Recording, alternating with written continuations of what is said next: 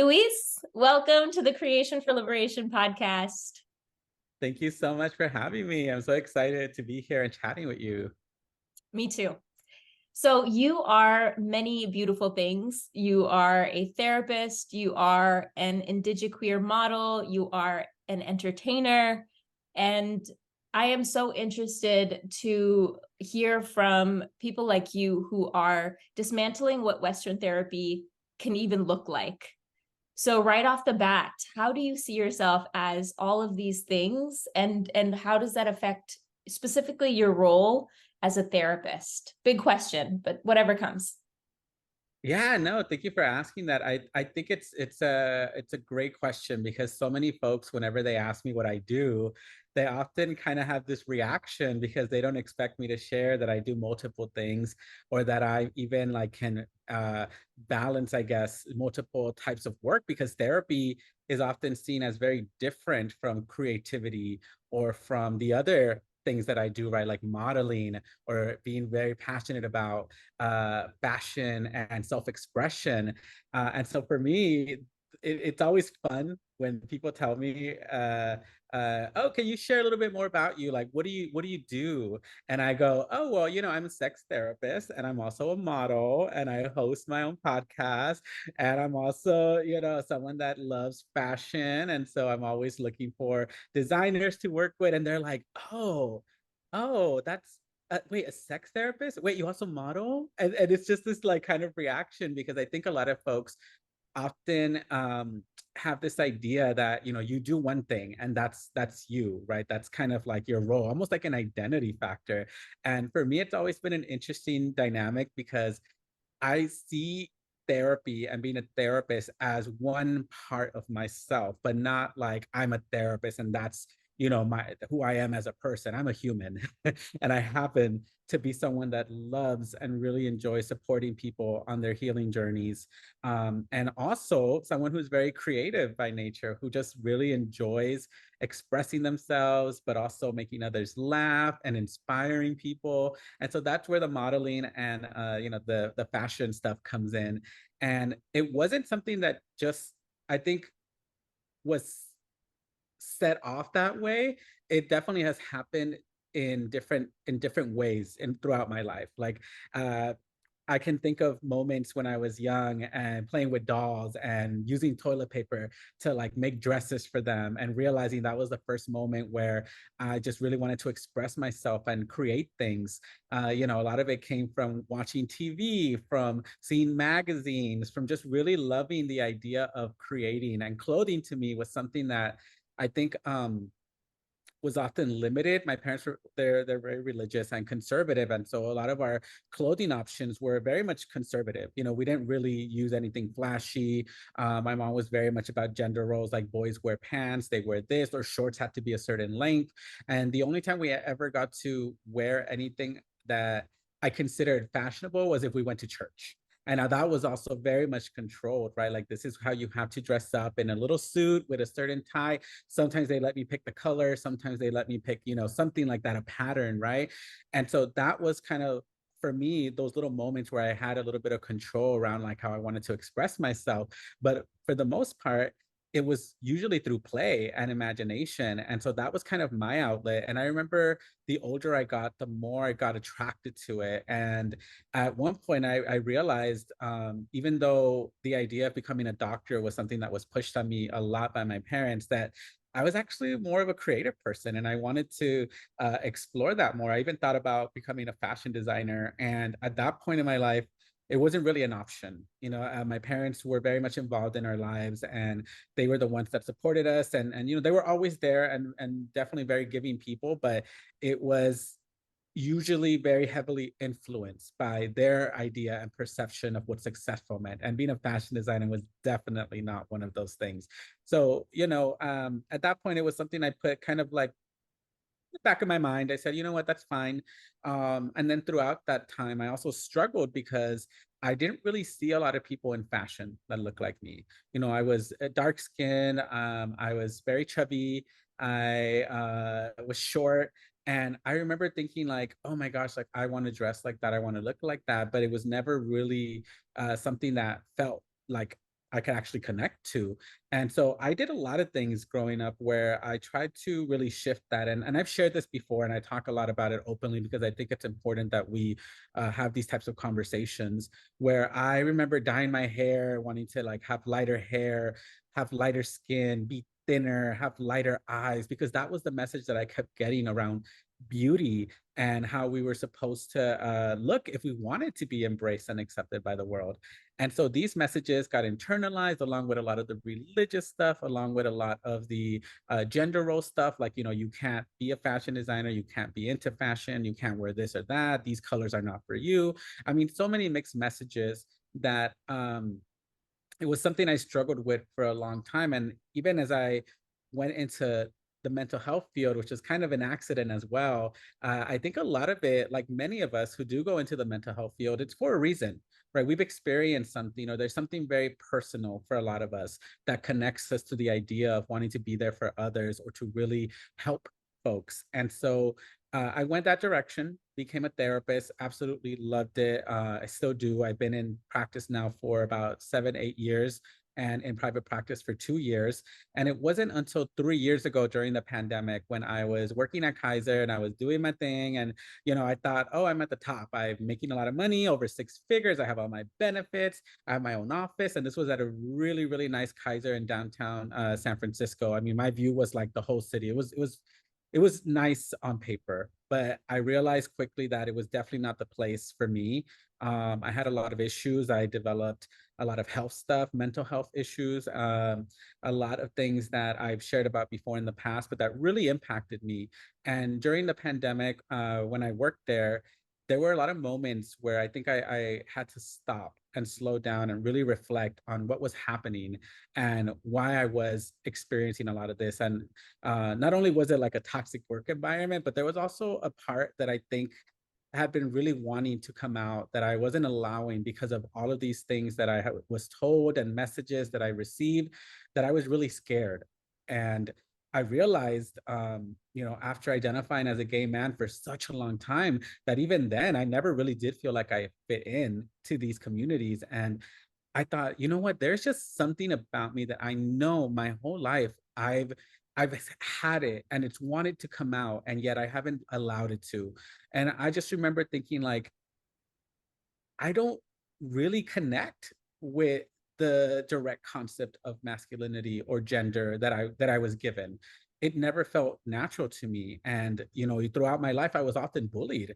I was often told that I was too feminine, that I walked a certain way, talked a certain way, that I expressed myself a certain way. Even when it wasn't through clothing, there was something that people would catch on and use it in a negative way towards me. And so I learned to put that away. And you know, during the pandemic, I remember turning over to my partner, and maybe it was from exhaustion, maybe it was just from reflecting a lot, or maybe it was just something. But I remember like looking at him, and we had just woken up, and I like randomly, and I do this with my partner a lot, so I don't think it was surprising to him. But I was like, "Do you think I could be a model?" And he was like, yeah. He's like, why not? I'm like, I don't know. I've had this idea that I'm not beautiful for a long time and that I didn't belong in certain spaces. And yet I'm tired. I'm exhausted of feeling that. And I remember him just being so supportive. And one of the things that I shared with him was like, you know, I've always really wanted to play around with makeup. And I'm realizing now that a lot of the feelings that I had towards makeup influencers, especially queer ones, when they came out really negative, it was really a reflection of my own pain of seeing them be themselves authentically and me wanting so bad to be able to express myself. And I told him, I think I want to try it. And he went with me to the Mac store, the Mac makeup store, and we started playing around with lipsticks. And I bought like 20 lipstick shades. At that point, I was trying to figure out like, what do I love? Who am I? What are the colors that are, you know, caught to me? And it was my first time ever actually playing with makeup. And, you know, there was so much shame and internalized just like oppression that was coming up for me and showing up in those moments, because there were moments where I looked at myself and it was really painful. There was like the shame coming up that I heard, that I got from my parents, that I got from society, that I got from other gay men about femininity.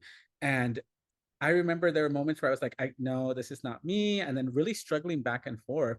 And then at one point, I think I just gave myself permission. I said, you know what, Luis, like, you never really got a chance to figure out who you are.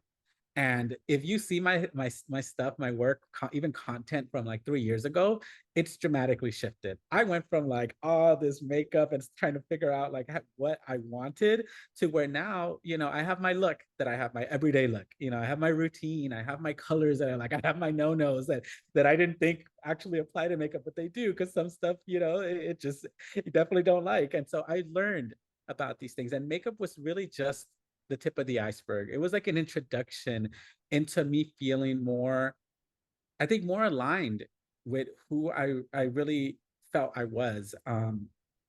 And so as that happened, I started to explore it with clothing again. And there were a lot of questions. I think for a moment I wondered, like, does this mean I'm transgender? Does this mean that I'm non-binary? And labels, right, that kept popping up. And what I think what really helped me in that moment was telling myself, you know what, Luis, like, you cannot label yourself. You are a human being. You are a person who is still learning and exploring. And at the same time, I was also going through a professional change. I was going into private practice because of what had happened at Kaiser and everything, that aftermath, COVID, that I decided, you know what, I need to make changes and shifts in my life. And so the reason why I'm sharing all of this is because at one point it got to a place where I realized that my calling and the work that I was doing and myself were not separate entities. They were one. I wasn't just a therapist. I was a human. I was also queer. I was also someone that was learning to find themselves. And so all of these things transformed the way that I initially started practicing therapy, and the training and the education that was very much rooted and centered around Western perspectives and white supremacy and a lot of these other factors. That as I started my own private practice, I put my heart into it, my soul into it, and it became something different. I no longer was scared of showing myself to people, including clients. I was no longer hiding behind this kind of facade of professionalism. I was no longer holding and upholding ideals that were centered around, patriarchy and white supremacy, power dynamics. All these things kind of went out the window for me. And as I learned more and more about myself as a person, I really wanted that to be a big part of the work that I do. And so now in my therapy practice, I've definitely moved away from a lot of concepts that I think are very harmful, right? One being that people should not see me and I shouldn't show up as myself. I show up as myself with my clients. They'll see me sometimes in my makeup. Sometimes they'll ask me questions. I'll share with them. And the great thing for me, I think, in this whole thing is that my practice is 100% queer and BIPOC. And so a lot of my clients, they're coming in to see me because they see me and they're like, I feel something towards this human, right? This person, and I want to work with them. And when I go through that process of um, of consultation and really connecting with a client, I am very transparent with them, that I'm not coming in from a lens of I'm an expert on you, or that I'm going to diagnose you or tell you something's wrong, or that I work from a very specific, theoretical orientation, because I see people first, and it may look different in therapy. And oftentimes I share this because people come in with many misconceptions about therapy, right? Or even past experiences that they've had where they feel that that is what this is. And so I share with them, like, this is the ways that it may be different. I also welcome you to communicate with me. This is a collaboration. I'm not here to label you, diagnose you, give you some type of like handout on how to act or behave. I'm here to explore what's happening with you, be someone that is next to you as a partner in this process. And I am not perfect. And there will probably be some days where you might feel a certain way, and that's okay. I want that to be a part of this process. And in that way, I think I intend to dismantle a lot of these things that I was taught around how these interactions were supposed to occur, that oftentimes felt very dehumanized. And so a lot of my experiences, like I said, have really influenced me as a practitioner. So I see that as a very beautiful process, that it's not just going into this field and having knowledge, it's also growing as a human being and understanding that this practice is not something that was invented by Western society, that we have connected, we have built community, we have had healing, we have had so many wonderful things throughout time as since we've learned to connect and interact, and it's innately in us, right? We are social creatures, and we seek that love and welcomingness and warmness. And so that is part of what I do. I really try my best to um, indigenize, I would say, especially because of my background, and to really utilize a lot of things that I was gifted, while also understanding that I don't know everything. And there will be moments where I have to do the work too. And so that is what I offer folks. And in my experience, I have definitely seen a shift from when I first started as a therapist with this, suit and tie, like I expected Yeah. myself, to now. Obviously wearing, I'm myself. 100%. And I'm sure your clients and the people who see you from near and far are also feeling that shift and invitation to be more of themselves. I can imagine, because there is something so powerful to taking ourselves off the pedestal that Western therapy and the model of dynamics and power place therapists on, in a way that actually is very oppressive. Like, no one actually in their fullness wants to be on any kind of pedestal. It's very disconnecting. So it does feel like a very decolonial process to take ourselves off the pedestal and see eye to eye and affirm the wisdom that's already in folks. And I see you doing that in your freedom and expression. There's so much that you shared that is so relatable in so many ways, though I'd love to learn more about the indigenizing therapy and your relationship to your indigeneity and your reclamation of it, how you are practicing it in your private practice with your clients specifically, maybe even if you could share. Yeah, of course. So, there's a lot of grief, I would say, to that part of my life, mostly because I grew up seeing myself and realizing that I didn't look like a lot of people. There were just features, there were names that people would call me, like in Spanish, say indio, which means Indian or indigenous person, or you look like this, or, you look straight up look like, like it's someone from across the border, right? Like comments like that I remember hearing. And whenever I brought it up to my family, there was a lot of shame and stigma around the way they saw indigenous people. The words that they use, and even as I'm saying them, it almost feels wrong, but they would say, they're not educated, they're people who just live out in the forest or the hills. They're people without wisdom or a background or a history. And so it was very cold. And I didn't realize this until later on, that my own family obviously has their own history of trauma and disconnection. And I mean, it's the result, right, of colonization. It's the result of white supremacy, especially in Latin American countries, where there is shame around identifying as an indigenous person. Because they have been framed and put in a box to be seen in a certain way, that is not reality at all. And so for me, where I mentioned grief is really around this idea of not having had a lot of access to really knowing that part of myself. I had little tidbits of why I knew I was indigenous, or even an explanation when I would ask my parents about our background.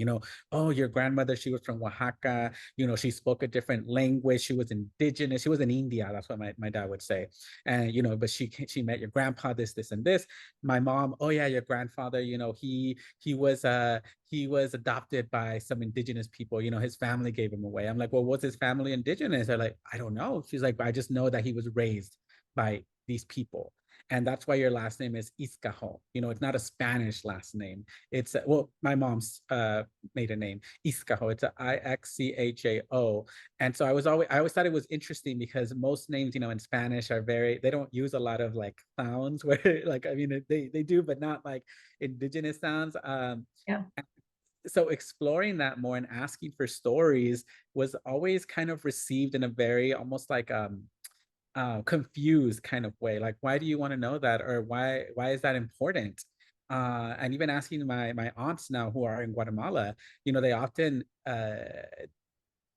differentiate themselves, right, from indigenous people there. And the funny thing is that I don't think they ever really thought about it until I started to bring it up more and more. There are moments where I was in Guatemala, and it's funny because I'm half Mexican, half Guatemalan, but I never really got a chance to know the Mexican side. I was very much raised in a Guatemalan household. Even my dad adopted Guatemalan culture, and we would go to Guatemala every year. And so I was very used to the culture, the food. I understood that there were different languages spoken. I understood that there were different people, and I observed directly, very young, what it was, how people were treated, and how they were othered. And so indigenous people were very much in that realm there. Whenever we went anywhere, I would see colors, I would see vibrancy, I would see people that looked like me, but they didn't speak the language that I spoke, Spanish, which it's colonized, colonizer language. They spoke other languages that I remember just hearing them. And the funny thing was that even though they were othered, a lot of the stuff that they created and shared and that was a part of the culture, we used every day in my home. Like it was present. It just wasn't acknowledged that we were a part of it. It was like this weird kind of relationship to it.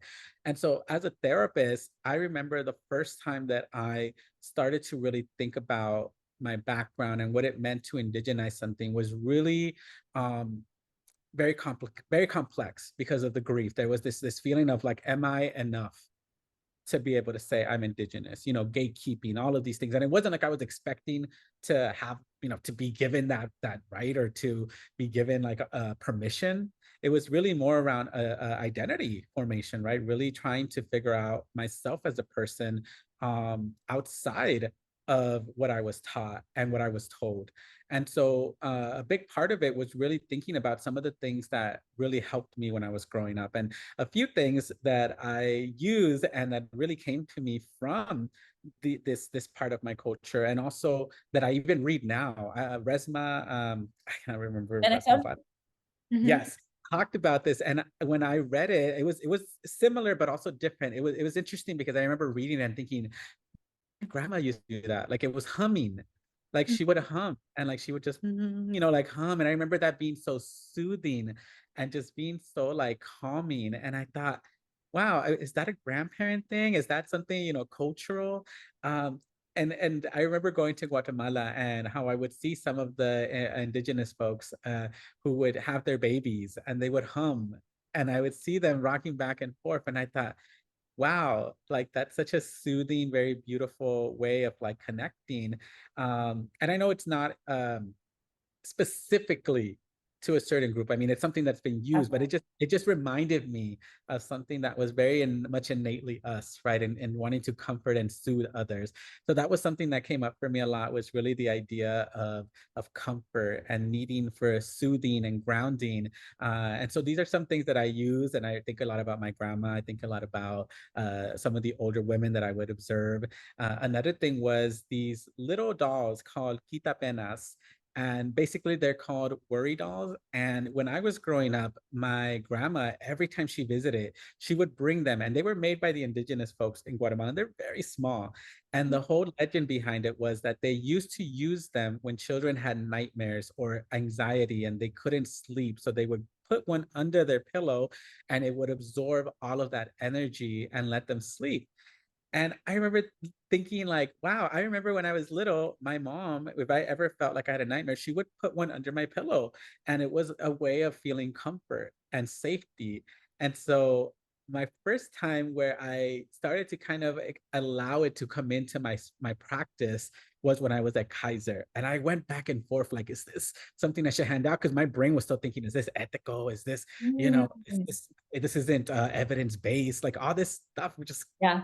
Mm-hmm. coming in like, is this valid? And I remember telling myself, you know what, Luis, like, who cares? You know what? This is a relationship with you and your client. I'm going to offer it. I'm not going to push this on someone. And so I remember having a client who was sharing with me that they were experiencing a lot of anxiety and nightmares. And we were having a conversation, and I did my routine, ask questions, checked in. Is there anything that happened recently? Some history, right? All of this stuff. And of course, there were lots of things. I mean, we're talking about folks who live in the world, right? There are definitely things that they were dealing with that were leading to anxiety. And so I had a little bowl with all of these little dolls in there because I brought it into my office because I felt like it was so sterile and I needed something with color. So I put it on there, And as I was listening to my client, I thought, should I offer this? And I had a moment where I literally looked at my client and I said, you know, can I share something personal with you? And they were like, yeah. And I told them the story about the worry dolls and the legend and also how it had helped me. And I said to them, I want to gift you one. Would that be okay if I gift you one? And my client was so touched by it. Like, I don't even think they were thinking about it the way I was with the ethical, all this shit. It was more of like, Yeah. yeah, it's more of like, oh my gosh, like that is so kind of you. Like, Yeah. yes, I'll take it. And I let them know like how it's used and all of this stuff. And I even wrote down the name in case they wanted to look it up. And I think I was in my head, I was like just trying to validate what I was Right. Right. Yeah, you have the like, as I do too, that I'm still unlearning, the like indoctrination of what it means to be a therapist in our heads. So what is ethical, what is appropriate? Um, and yeah, you tapped into human to human connection and drawing on like ancient medicine for the heart. So yeah, that's beautiful. Hmm. Exactly, especially in a space where that's not really welcomed, right? I mean, where I was working, it was like evidence based. Like you need to like practice this very specific way of treating people, this specific modality, this specific time frame, the specific what is it, frequency. And it was just everything was micromanaged. So I remember in that moment just feeling like, this person is here, they're present, we were still seeing clients face to face for a little bit, and they took it, they took the dog. They were very thankful. We had worked together for maybe about 4 or 5 sessions. The last, I think it was maybe like 5 months. And they didn't really schedule clients weekly there, so it was usually monthly. So I got to see my client for half an hour a month later. Yeah. Geez. Okay. So Yeah. This, you mentioned this thing about how indigeneity, indigenous resource, art, value is present, but it's not acknowledged. This is pervasive, right? This is pervasive. Same with, Black folks and Black culture. It's very present, but it's not acknowledged in the same way. But I'm thinking about within this framework of evidence-based, right? There's so much indigenous wisdom within what it means to be evidence-based across so mhm. many lineages that the science has caught up to in a way and can like co-opt it, be like, okay, now it's evidence-based, mindfulness, meditation, right? Chanting. Even now there's more somatic science behind humming and tapping and right, like Western. nerve, right? All of it. Yet it's not acknowledged. Like this is the stuff that was not evidence-based 10 years ago, but now it is because who said it is and it's a value. So it's just so warped and so limited. It has its value and it's limited at the same time. Absolutely. Thank you for saying that, because when I think about it, it's like Western psychology is really the one catching up. It's not Yes. the other way around. We've seen a huge shift, but I just wanted to finish with that specific story. When that client did come back, and I wasn't expecting anything, right? I wasn't expecting a miracle, but I specifically recall them telling me, you know what, Luis, like I did what you said. I put this little doll under my pillow and I have been sleeping so much better the last month. And they were like, I don't know if it was because it reminded me that you cared or that you were there, or if it was actually the doll, but something helped and I slept better. And, going back to what you were saying, there was no evidence. I didn't have like a whole paper or study or like people coming in to know that this work. I trusted my instincts as a human being and as someone that has also experienced anxiety and nightmares and didn't assume that this was going to be the fix or the medicine. I offered a Yeah. part of myself, and I saw my client as a person that, you know, that also was experiencing emotional turmoil because of what was happening. And it worked for whatever reason it did. And going back to you're saying about the West, this we have, I mean, and I know you know this, and I think it's worth repeating that a lot of this stuff around evidence based, it's really centered around privileged folks who are the ones dictating Yeah. what is going to be researched, where the money is going to go, and how it's going to be sold. to everyone else, right? Mental health is like every other industry. There's money involved. There is privilege involved. And even when we talk about the DSM is literally a book with people that decided what is normal and not normal in this system that we live in, without actually acknowledging the diversity and how much more complex we are as human beings than simply labeling someone with a diagnosis, right? And so when we talk about treatment, we also have to acknowledge that a lot of that research is very specific, and a lot of the theoretical orientations that we have now, they are very much oftentimes centered around knowledge and wisdom that has been around for a very long time, and it's rebranded, right? We can take, for example, right now, people are using mushrooms and Psychedelics. there you go, psychedelics, Mhm. psychedelic assisted therapy, or what, Yeah. whatever people are calling it. But we've seen examples of how that was something that was literally almost like cut off, like people, that's a bad thing, we don't do that, like there's no good in substances or any of these things, and yet it was practiced for a long time in lots of cultures, and then now it's rebranded and it's being sold to us as this like discovery, or this like, there's money going into it, and we have indigenous folks crying out like always, this is being stolen and being ignored. And so Yeah. it's what often happens, and even our field, as in therapy and mental health, is not immune to it. And so there's still a lot of politics, a lot of these systems that really permeate it, and so it's become a very cold, very dehumanized, very dismissive, oftentimes not really embracing the fact that these practices were not invented by white women doing yoga, by Yeah. white men talking about their research. This was stuff that had been around, and they finally realized that it has value, and they're trying to capitalize on it, which is really sad, because I think that's where uh, history repeats itself, right? That it continues to be an effect of colonization, an effect of slavery, all of these things where our cultures are exploited and utilized when and if it becomes convenient to the people with power. And so, Right. white supremacy is very much still rampant in that way. And so for me, it's really been a journey, because obviously I'm not immune to it. I'm born and exist in the same world as everyone else. I got similar messages like everyone else. I've had to do a lot of unlearning, a lot of soul searching. But what I do know is that I do my best. And I definitely try to remind myself that I do not want to function in a way where I forget the purpose, the intention of my work. And for me, that is falling into these kinds of traps of power dynamics, of labeling and diagnosing people with illnesses. And I understand, of course, because I get a lot of flack for this sometimes from other people, like, we need diagnosing, it's important, it helps. And I completely understand some of the benefits of it.